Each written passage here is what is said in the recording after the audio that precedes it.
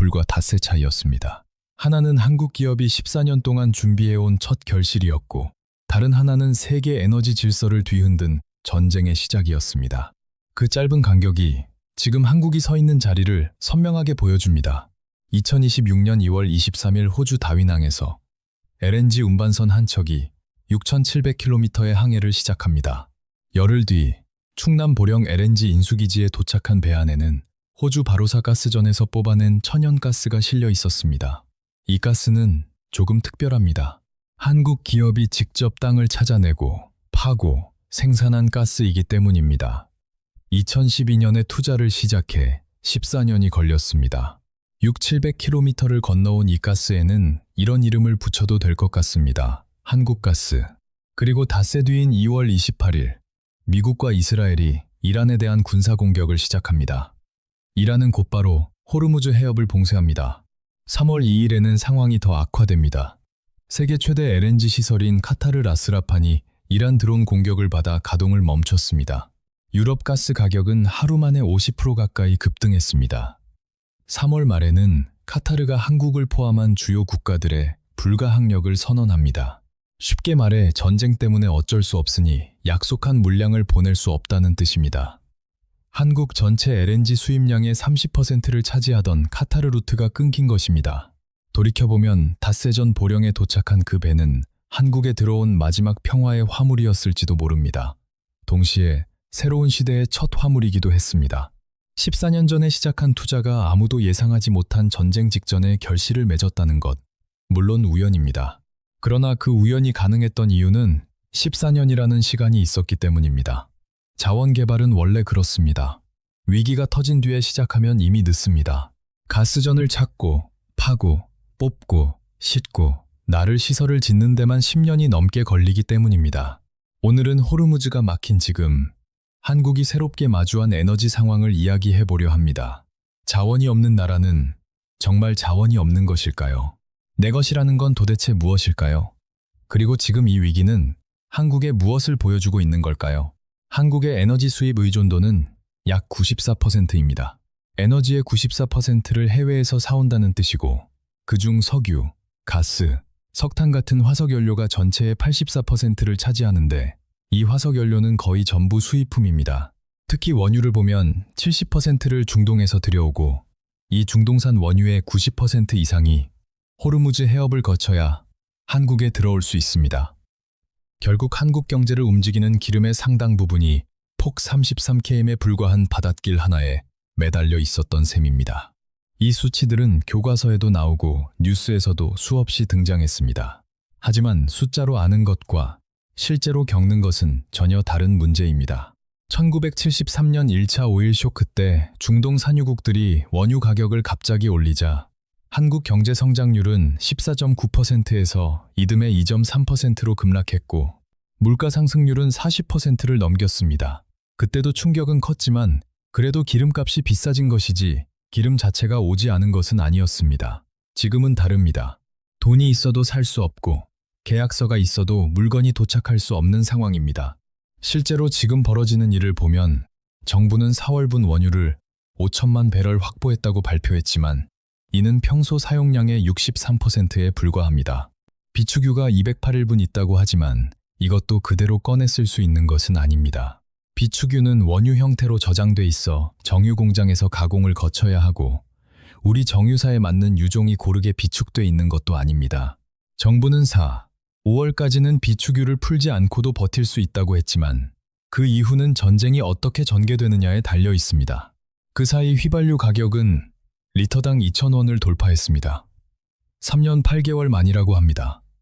브렌트유는 배럴당 90달러에서 110달러 사이를 오가고 있습니다. 그리고 4월 18일에는 이란이 잠깐 열어줬던 호르무즈 해협을 하루 만에 다시 막아버렸습니다.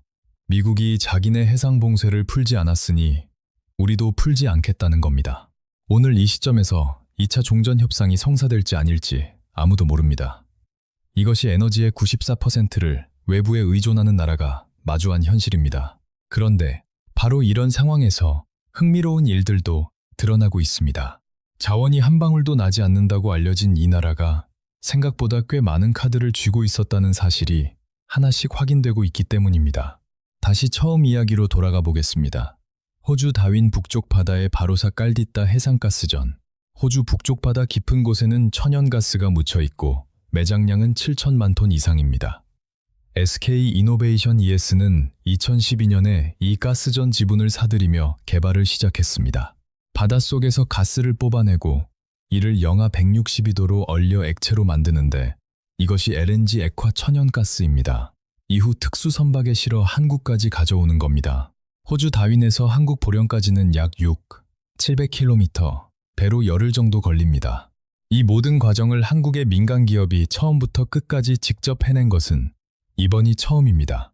가스를 찾아내는 탐사, 시추 장비를 설치하는 개발, 가스를 뽑아내는 생산, 액체로 만드는 액화, 배로 실어 나르는 운송, 한국에서 다시 기체로 바꾸는 기화, 그리고 발전소에서 전기와 열을 만드는 것까지 업계에서는 이를 LNG 밸류 체인, 쉽게 말해 가스의 전 생애 과정을 통째로 쥐고 있다고 표현합니다. 앞으로 20년간 매년 130만 톤의 LNG를 생산해 한국에 들여옵니다. 20년이면 총 600만 톤입니다. 한국이 1년에 수입하는 LNG 전체 물량이 672만 톤이니 130만 톤은 전체의 약 3%입니다. 솔직히 숫자만 보면 크지 않습니다. 하지만 이 3%의 무게는 평소와 지금이 완전히 다릅니다. 평소에는 3%든 30%든 시장에서 사면 됐습니다. 카타르에서 사고, 호주에서 사고, 미국에서 사고, 돈만 있으면 어디서든 살 수 있었으니까요. 그때는 내 것이든 남의 것이든 큰 차이가 없었습니다. 하지만 지금은 다릅니다. 카타르에서 계약해둔 가스는 카타르 정부의 결정 한 번으로 끊겼습니다. 불가항력 선언 종이 한 장이면 끝입니다. 30%가 사라진 겁니다.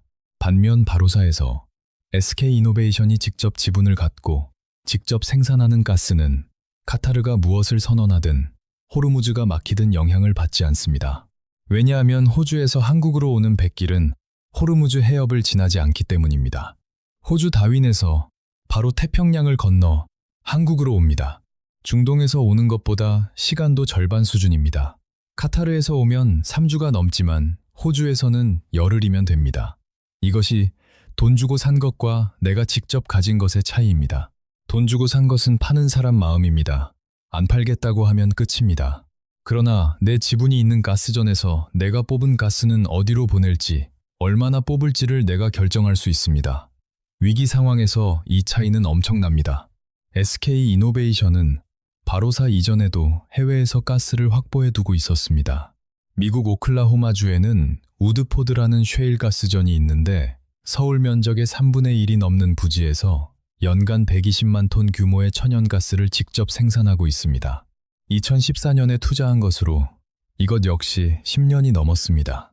미국에서 생산한 가스, 호주에서 생산한 가스, 이 두 곳 모두 호르무즈 해역과는 아무 관련이 없습니다. 중동이 불타고 있어도 영향을 받지 않는 공급처가 두 곳이나 있는 셈입니다. 여기서 SK 어스온이라는 이름도 기억해둘 필요가 있습니다. SK이노베이션의 자원개발 자회사인데 베트남, 중국, 페루, 리비아 등 전 세계 11개국에서 원유와 가스를 생산하고 있습니다. 이란 전쟁이 터지고 한국이 원유를 구하지 못해 발을 동동 구를 때 SKSO는 무엇을 했을까요? 지금 개발 중인 해외 광구들 가운데 아직 완성되지는 않았지만 일단 원유를 조금이라도 뽑아 한국에 보낼 수 있는 곳이 있는지 긴급 점검에 들어갔다고 합니다. 다른 나라 땅에 있지만 한국 기업이 권리를 가진 자원이기 때문입니다.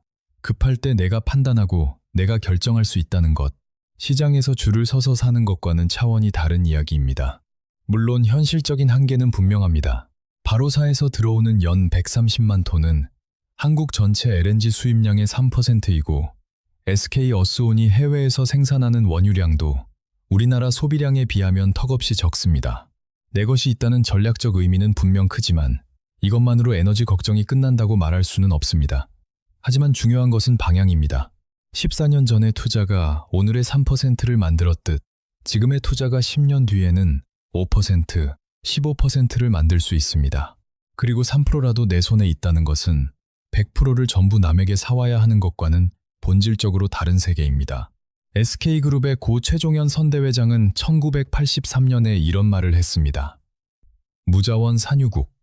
기름 한 방울 나지 않는 한국을 산유국으로 만들겠다는 꿈이었습니다. 당시에는 황당하게 들렸을지도 모릅니다. 하지만 40여 년이 지난 2026년, 그 비전은 바로 사가스전 첫 LNG 입항이라는 형태로 하나의 결실을 맺었습니다.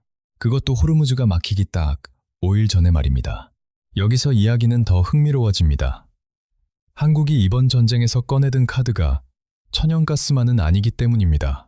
한국은 기름 한 방울 나지 않지만 세계에서 석유 제품을 가장 잘 만드는 나라 중 하나입니다. 이게 무슨 뜻일까요? 원유는 그냥 바로 쓸 수 있는 것이 아닙니다. 정유 공장에서 가공해야 휘발유도 되고, 경유도 되고, 항공유도 되고, 플라스틱 원료도 됩니다. 이 과정을 정제라고 하고, 얼마나 잘 정제하느냐가 정유 산업의 핵심입니다. 특히 한국 정유사들이 강한 분야는 고도화입니다. 원유에도 좋은 원유와 나쁜 원유가 있습니다. 가볍고 깨끗한 원유에서는 좋은 제품이 많이 나오고, 무겁고 불순물이 많은 원유, 업계에서 중진류라고 부르는 원유에서는 좋지 않은 찌꺼기가 많이 나옵니다.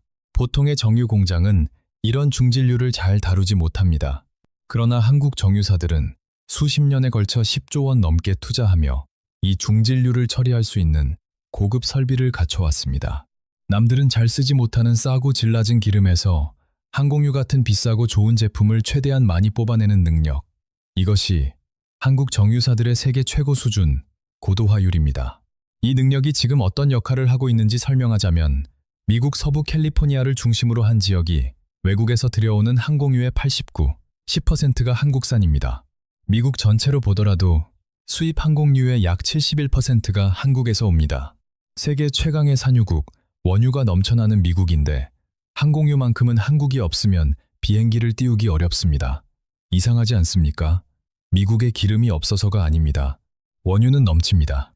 문제는 그 원유를 항공유로 바꾸는 정제 설비, 특히 아시아 태평양 물류에 맞는 정제 및 수출 시설이 미국 서부에는 부족하다는 점입니다. 한국은 세계 5위의 정제 능력을 갖추고 있고 아시아 태평양 허브로서의 입지를 수십 년에 걸쳐 다져왔습니다. 호주도 비슷합니다. 호주는 석유도 나고 가스도 나는 자원부국이지만 정작 자국 내 정유 산업이 쇠퇴해 석유 정제 제품의 약 90%를 수입합니다. 이번 전쟁 와중에 호주 정부는 한국의 석유 제품 공급을 끊지 말아달라고 공식 요청했고 한국은 정상 공급을 약속했습니다. 베트남도 마찬가지였습니다. 생각해보면 참 기묘한 장면입니다. 기름 한 방울 나오지 않는 한국이 기름이 나는 나라들에 우리가 만든 석유 제품 필요하지 않으세요? 라고 말할 수 있는 위치에 서게 된 것입니다. 이게 중요한 이유는 단순한 기술 자랑이 아니라 실제 교섭력이기 때문입니다. 호주를 예로 들어보겠습니다. 한국은 호주에서 LNG를 가져오고 작년에는 LNG 수입의 31%가 호주산이었습니다. 수입처 1위입니다. 반대로 호주는 한국에서 석유 제품을 들여옵니다. 서로가 서로에게 필요한 관계인 것입니다. 이런 관계에서는 어느 한쪽이 일방적으로 공급을 끊기 어렵습니다. 너 LNG 안 줄 거야? 그럼 우리도 항공유 안 줄게. 이런 말이 가능해지는 구조라는 뜻입니다. 물론 실제로 이렇게 직접 말하지는 않겠지만 구조적으로 그런 힘이 작동한다는 겁니다. 이런 관계를 무엇이라 부를 수 있을까요? 자유무역 시대에는 돈만 있으면 누구에게든 살 수 있었습니다. 가장 싸게 파는 곳에서 사면 됐습니다. 하지만 호르무즈가 막히고 카타르가 불가항력을 선언하고 각국이 자기 물건의 수출을 통제하기 시작한 지금은 세상의 규칙이 바뀌고 있습니다. 누가 가장 싸게 파느냐보다 누가 나에게 가장 필요한 존재인가가 중요해졌습니다. 어떤 분은 이를 자유무역에서 신뢰무역으로의 전환이라고 표현했는데 저는 꽤 정확한 표현이라고 생각합니다. 한국은 자원이 없는 대신 그 자원을 세계에서 가장 효율적으로 변환하는 능력을 갖고 있었습니다. 남들이 쓰지 않는 싸구려 기름에서 남들이 가장 필요로 하는 항공유를 뽑아내는 능력. 이것이 위기 상황에서 거래의 무기가 되고 있는 것입니다. 에너지 이야기를 하다 보면 놓치기 쉬운 것이 하나 있습니다. 바로 식량입니다. 한국은 식량 자급률이 낮고 땅이 좁아 대규모 농사를 짓기 어렵다는 건 누구나 아는 사실입니다. 그런데 여기서도 에너지 이야기와 똑같은 질문이 나옵니다. 한국 땅이 없으면 끝일까요? 아니면 한국 것이 해외에 있으면 되는 걸까요? 포스코 인터내셔널은 인도네시아에서 팜유 농장을 운영하고 있습니다. 팜유는 식용유, 과자, 라면, 화장품 등 우리의 일상 곳곳에 쓰이는 원료인데 포스코 인터내셔널이 인도네시아에 보유한 팜유 농장 규모는 총 15만 헥타르, 서울 면적의 2.5배입니다. 2011년에 인도네시아 파푸아에서 농장 개발을 시작했고 작년 11월에는 1조 3천억 원을 들여 인도네시아에서 두 번째로 큰 팜 기업인 삼푸르나 아그로까지 인수했습니다. 씨앗 개발부터 나무 심기, 수확, 기름 짜기, 정제까지 전 과정을 모두 수행합니다. 에너지 쪽으로 치면 LNG 밸류 체인이고 식량 쪽으로 보면 팜유 밸류 체인을 통째로 구축한 것입니다. 여기서 끝이 아닙니다. 우크라이나 미콜라이오 항에는 연간 250만 톤 규모의 곡물 터미널도 운영하고 있습니다. 우크라이나는 세계적인 곡물 산지인 흑해 연안 국가로 옥수수, 밀, 보리, 콩이 생산됩니다. 러시아 우크라이나 전쟁 중에도 이 터미널은 부분 가동을 이어갔고 지금은 재가동된 상태입니다. 정말 만약 이번 중동 전쟁이 더 커지고 글로벌 식량 공급망까지 흔들리는 상황이 온다면 인도네시아에 있는 한국 기업 농장에서 생산되는 팜유와 우크라이나에 있는 한국 기업 터미널에서 선적되는 곡물은 어떤 의미를 갖게 될까요? 물론 여기에도 위험은 있습니다. 해외 자산은 결국 그 나라 정부의 힘 아래 놓여 있기 때문입니다. 식량 위기가 정말 심각해지면 인도네시아든 우크라이나든 우리 국민부터 먹여야 하니 수출 금지를 선언할 수 있고 실제로 과거에도 여러 나라가 그렇게 했습니다. 자원이 있는 나라의 주권과 그 자원에 대한 외국 기업의 소유권 사이에는 언제나 긴장이 존재합니다.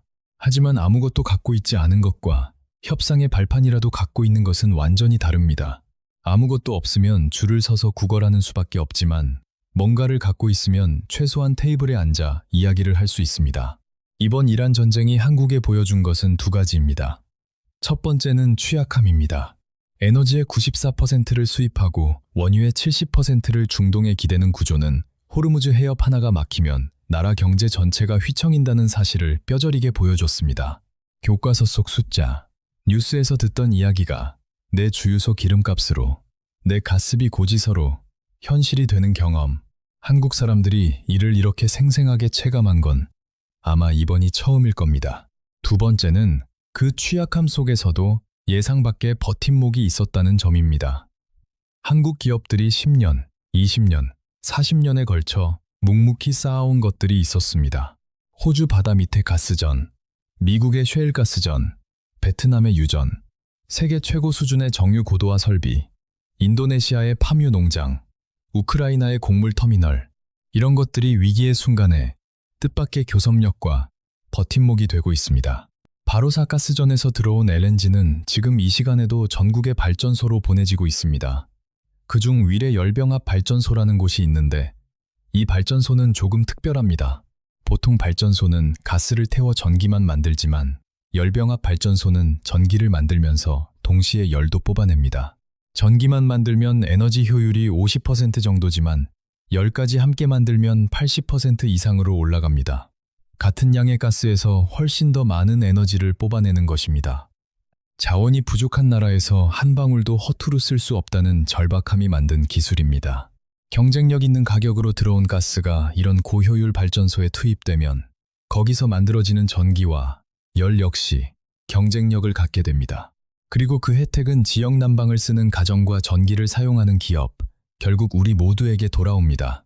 SK이노베이션은 여기서 한 걸음 더 나아가 이 LNG 밸류체인 모델을 베트남 같은 나라에도 만들겠다는 계획을 세우고 있습니다. 인구가 많고 경제가 빠르게 성장하지만 에너지 시설이 부족한 나라에 한국의 기술과 자본으로 에너지를 공급하겠다는 것입니다. 오랫동안 미국과 유럽의 거대 에너지 회사들이 독점해온 시장에 한국 기업이 들어가겠다는 도전이기도 합니다. 이것은 단순한 사업 확장이 아니라 또 하나의 신뢰무역 고리를 만드는 일입니다. 한국이 베트남에 에너지를 안정적으로 공급하고 베트남은 한국에 필요한 것들을 안정적으로 제공하는 관계. 이런 연결고리가 하나씩 늘어날수록 한국의 공급망은 더 단단해집니다. 자원이 없어도 내 것이면 의미가 있고 자원이 있어도 내 것이 아니면 위기 앞에서 무력합니다. 카타르는 가스가 넘쳤지만 불가항력 선언 한마디로 한국에 대한 공급을 끊었습니다. 반면 호주 바다 밑에 있는 한국 기업의 가스는 호르무즈 해역과 아무 상관없이 보령에 도착했습니다. 14년이라는 시간, 수조 원의 투자, 무자원 산유국이라는 40년 된 꿈. 이것들이 합쳐져 만들어낸 3%의 자체 물량이 97%를 밖에서 사와야 하는 나라에서 갖는 무게는 숫자 3%보다 훨씬 큽니다. 물론 3%로는 부족합니다. 그건 사실입니다. 하지만 오늘의 3%가 내일의 5%가 되고 모레의 10%가 되려면 이런 장기 투자에 대해 사회가 참을성을 갖고 지켜봐야 합니다. 10년 뒤의 위기에 대비하는 투자는 지금 당장 눈에 보이지 않는 곳에 돈을 쓰는 일이기 때문입니다. 표가 나지 않는 일이고 당장 성과가 드러나지 않는 일입니다. 그러나 바로사 가스전이 그것을 증명했습니다. 14년 전의 결정이 아무도 예상하지 못한 위기의 순간에 빛을 발할 수 있다는 사실을 말입니다. 호르무즈가 막힌 지금 우리가 진짜 마주해야 할 질문은 이것입니다. 10년 후에도 여전히 94%를 남에게 의지하고 있을 것인가? 아니면 오늘부터 내 것을 하나씩 더 만들어 갈 것인가? 그 답은 결국 지금의 선택에 달려 있습니다.